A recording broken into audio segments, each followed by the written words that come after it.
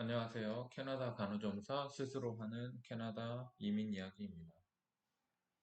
오늘은 멀리 호주에서 질문을 주신 분이 있어서 이메일을 한번 읽어보고 답변을, 답변을 드리도록 해보겠습니다. 이메일입니다.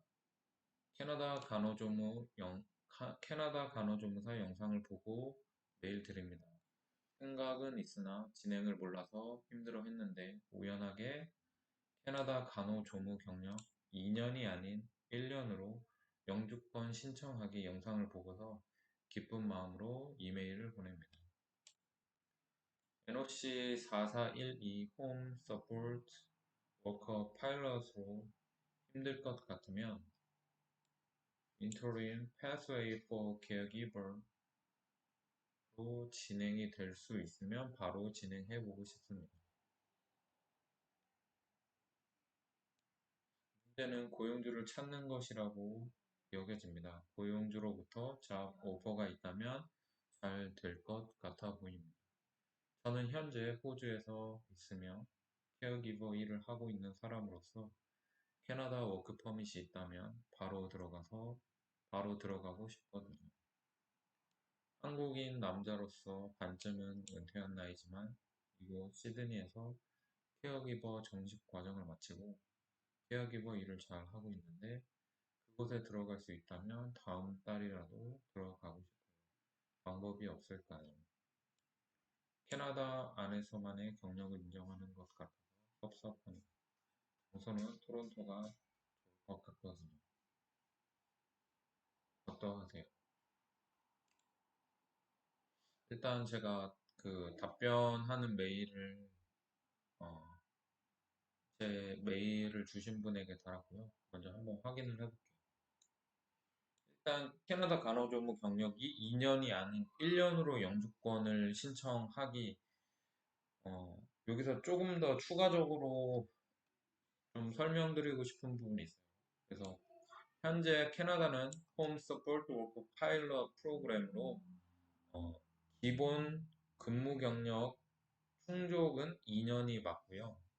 그런데 현재 이제 제가 추가적으로 정보적인 부분 혹은 개인적으로 이제 어, 이해한 부분으로 좀 공유를 드린 부분은 이 19년도 10월 8일에 종료가 됐어요. 이게 19년도 아마 7월 혹은 6월 정도에부터 접수를 받아서 약 3, 4개월 동안 이 첫 번째 Interim Pathway for Caregivers 이 3, 4개월 동안에 약 1년의 근무 경력으로 영주권을 신청하라고 이렇게 잠정적인 프로그램이 나왔었고요.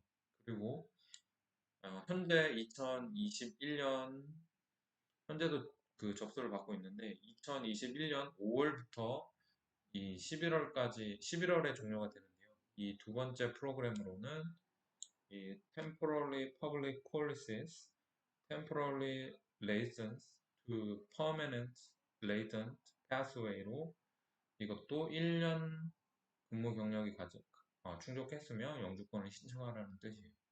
그래서 기본은 2년이 맞지만 이제 자신이 캐나다에서 케어기버로 혹은 근무를 하면서 이민국의 동향을 좀 파악을 하셔야 돼요. 그래서 1년 프로그램이 나왔는지 안 나왔는지 혹은 언제 열리는지 이런 정보를 조금 관심을 가지고 있다가 이렇게 해당 기간 동안에 어떤 프로그램이 열리면 그쪽에 들어가서 1년만으로 영주권을 신청해서 받는 것이 상당히 효율적이라고 볼 수 있겠죠. 그래서 시간적으로 보시면 예를 들어서 이제 뭐 그 17년, 18년 정도 어느 정도 일을 하고 있다가 19년도에 이 인터림이 열렸으면 이쪽으로 들어가면 되는 거고요. 또 이제 19년 지나서 20년, 21년 정도 일하고 있다가 내가 2년을 일해야 되는데 점장적인 프로그램으로 Temporary Public Polices가 나왔으니까 이쪽에 들어가는 것도 상당히 효율적이라고 봐요.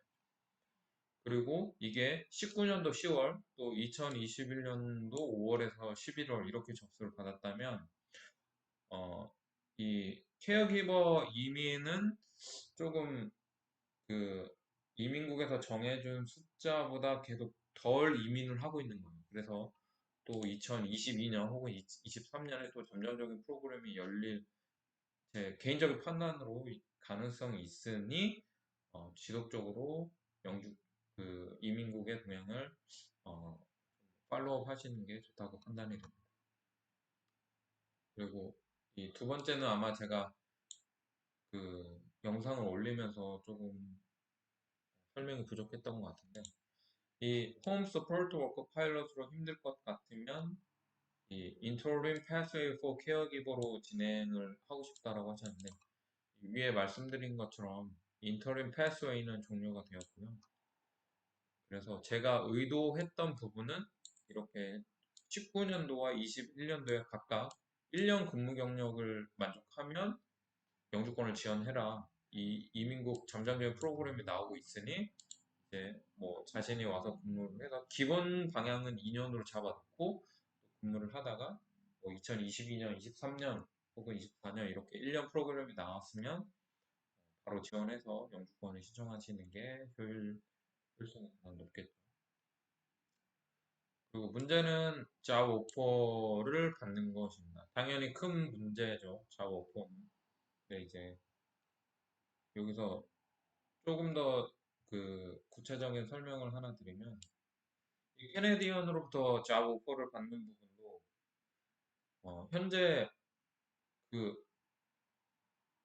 캐네디언 나를 고용할 캐네디언 고용주와 어떠한 신뢰 혹은 커뮤니케이션 혹은 대면한 상태가 아니고 일해본 경험이 없는 상태에서 그 캐네디언 고용주가 한마디로 온라인을 통해서 혹은 뭐 한국에 있는데 혹은 호주에 있는데 이 잡오퍼를 이렇게 제안해 줄 수는 제 생각으로는 거의 불가능해요. 왜냐면 당연히 가능할 수도 있겠죠. 그런데 이제 실질적으로 이 캐네디언 고용주 그리고 어떤 중개 회사에서 이 중매를 해주지 않는 이상은 그 개인이 캐나다용 고용주로부터 멀리 해외에서 잡오퍼를 뭐 온라인을 받아서 워크퍼밋을 발부받는다 이런 거는 현실적으로는 좀 불가하고요. 이 제가 와서 좀 이제 경험해본 결과 이 캐네디언 고용주가 고용할 케어기버랑 이미 그 학연 지연이 있어요. 그래서 제가 말하고 싶은 부분이 뭐냐면 이 좀 제가 이제 경험해 본 결과 인도나 뭐 중국이나 혹은 다른 국가에서는 이미 캐네디언 고용주인 인도인이 자기의 뭐 조카의 삼촌의 뭐 이런 그 뭐 직계 친인척을 통해서 너 거기 있어 내가 작업포 보내줄게 이런 개념도 있어요 상당히. 그래서 한마디로 그 친인척을 끌어오는 거예요. 그런데 이제 그 내가 영주권을 바로 내줄 수 있는 거는 배우자 혹은 직계 가족 이런 거니까 이 삼촌이나 아니면 할아버지 혹은 조카 이런 식으로 되면 바로 끌어올 수는 없는 거죠. 대신 이렇게 어떠한 건수가 있다고 하면 이런 식으로 조금 끌어와서 이민을 시키는 경우가 있어요. 이게 왜 나중에 좀 제가 어떻게 알게 됐냐면 이 이민국에서 잡 오퍼를 받았으면 이민국에서 그 지정해 놓은 PDF 폼이 있어요. Employment Contract인가?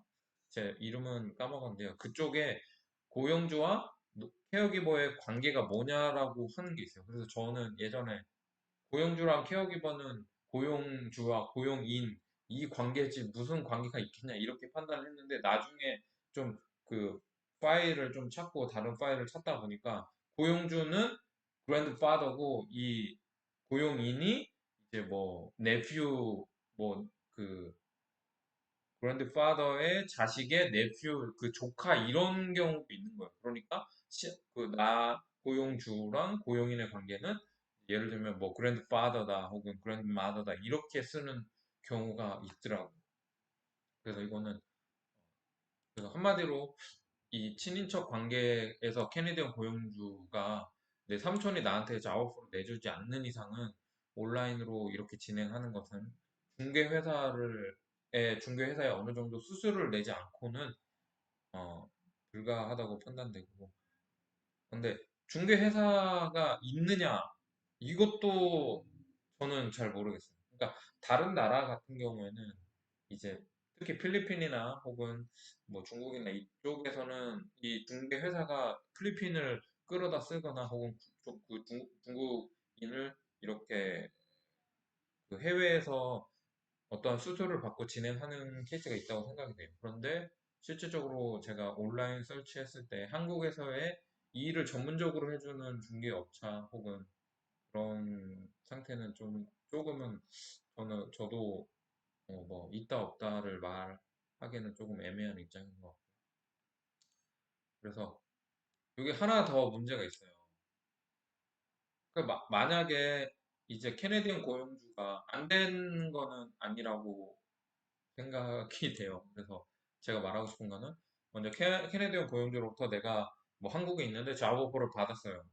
뭐 온라인을 통해서 혹은 뭐 관광으로 들어와서 뭐 면접을 받든 아무튼 고용주가 잡 오퍼를 내줘서 캐나다 이민국에 워크 퍼밋을 발부되는 프로세싱을 진행했다고 하더라도 현재 이 이민국의 프로세싱이 코로나 바이러스 문제로 혹은 뭐 우리는 프로세싱을 빨리 처리할 거다 이런 뉴스가 나오긴 하지만 실질적으로는 워크퍼밋 신청해도 지금은 1년 6개월 못 받고 있어요. 2년 이상이 걸리고 있어요. 이거는 진짜 이거는 뭐 이 프로그램의 가장 큰 문제 중에 하나거든요. 이게 너무 어불성설인 거죠.